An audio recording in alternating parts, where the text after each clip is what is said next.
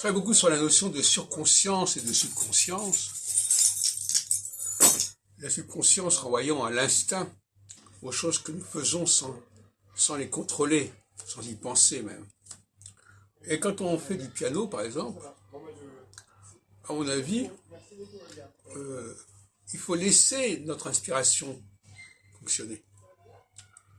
Il faut laisser la subconscience agir. Alors, moi, je fais du piano. Certaines personnes apprécient ce que je fais, d'autres moins, pour toutes sortes de raisons.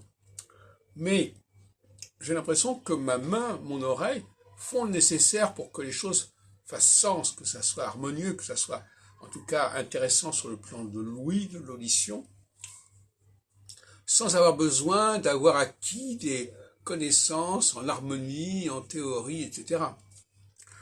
Donc, je pense que dans le domaine artistique, la création, la composition doit être avant tout une improvisation. Et comme on sait, dans la vie musicale, il y a très peu d'improvisation au niveau public. Le public ne vient pas pour écouter des improvisations. Autrefois, ce n'était pas le cas.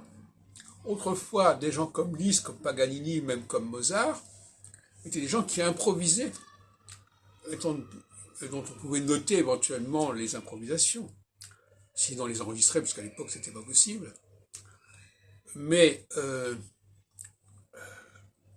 il faudrait développer, exiger même que dans tous les concerts, il y ait un moment d'improvisation. Que ce soit au niveau collectif, ou que ce soit au niveau d'un soliste, d'un récital.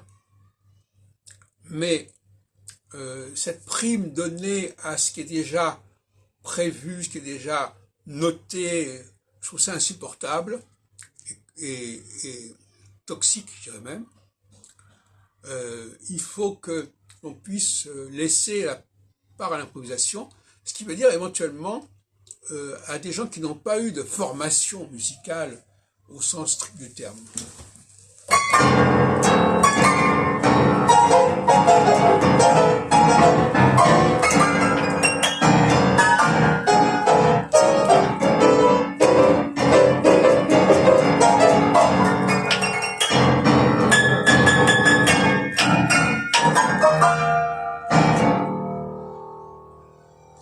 Voilà un échantillon d'improvisation.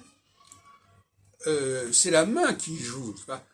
Je laisse le travail à la main et à l'oreille. C'est pas moi qui interviens, c'est pas mon savoir, quel qu'il soit, qui est nul dans ce domaine-là, puisque je ne lis même pas pratiquement la musique, même si je l'ai appris, je l'ai oublié.